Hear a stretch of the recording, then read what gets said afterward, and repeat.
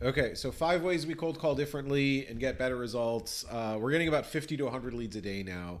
I'm going to reveal everything, all the secrets. Okay, so number one, I think this is actually the most important thing, and nobody talks about it, of course. You have to hire really good people who are really aggressive and actually love to do it. There are people out there that love to argue, they're very assertive, they love cold calling, they love it. Newsflash, they're not American. I've never met one American who loves to cold call because the really aggressive, ambitious Americans are like, can I just get on sales calls? I don't want to just prospect forever. So I don't think that they're American because of the Peter Principle. The Peter Principle says really aggressive, really smart people don't stay in those kinds of roles very long. So that's number one. I just saw a post from Ilya. Ilya's hiring cold callers now. My guy who does the email setups, I converted him.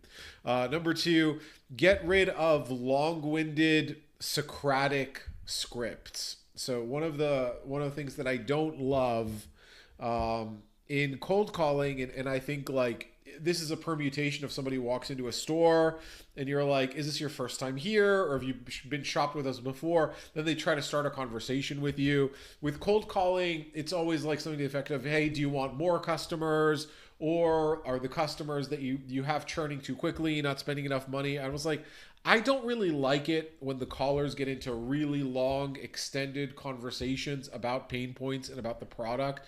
It's very dependent on the personality of the caller and their level of product market knowledge, and it's much more difficult to scale an offer like that. I talked to a lot of my clients are like, we were doing calling, the guy was great, the guy left, we got a replacement, the person wasn't good.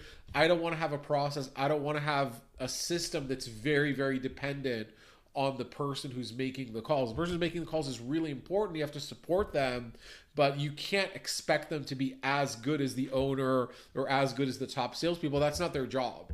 Their job is to create opportunities. The third part is offer heavy scripting that pushes for the call. So our callers are trained to really, really, really push hard for the call, and we really push our clients to create much better offers than the competition so that the offer compels a sales call. And when they say no, then we give another offer to further push the sales call, and we're really, really aggressive in pushing for it. So maybe we just get their email, but that's somebody who would have hung up in any other situation. And then the other thing that we do is we do a ton of training and we do a ton of oversight. So callers need to feel like every word that they say and every call is being recorded, is being analyzed, whether it's through AI, whether it's through a person, whether it's through both. One of the things that we're starting to do is we do a call of the week. So all of the callers submit their calls and we pick the best one each week, and then we give them a bonus. But they need to know that everything's being. When you train salespeople, when you monitor salespeople, everybody hates being on camera. Everybody hates being recorded for like the first few days, and then they're like, "Did you see that? Did you see that? What I did with Mr. Smith? Did you see that move? See how I got him to schedule?" And then it's like you want to reward that behavior. And then the other thing that we do is we're really good at having an assembly line. So we keep everyone in our business really organized on one thing, including me, by the way. So in the morning, all I have to do is a video. And the evening or the afternoon, all I have to do is calls. The evening, all I have to do is scripting. That's all I do. My wife does a bunch of other things, but she's only doing one thing at a time. Rashab, same thing, business partner. We have a team just for scraping leads. We have a team just for script writing. We have a team just for cold calling. So the caller, instead of calling 30 people or 100 people, is calling, even our part-time callers are making 1,000 dials a day.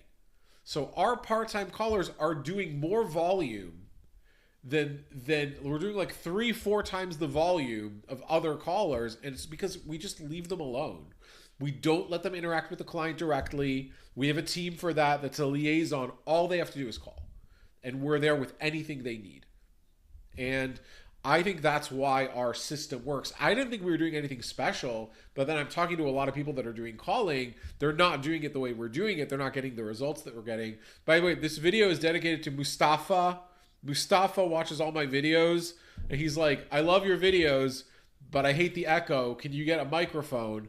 And then Mustafa watched so many of my videos that he found the videos where I was using a microphone, and then he made me feel bad. So I got the microphone back. This is for you, Mustafa. I hope you can hear me better. Anyway, if you need calling, emailing, LinkedIn, you can DM me. You can go on manoshealth.com, mirrapontemarketing.com. I love you guys. Talk to you tomorrow.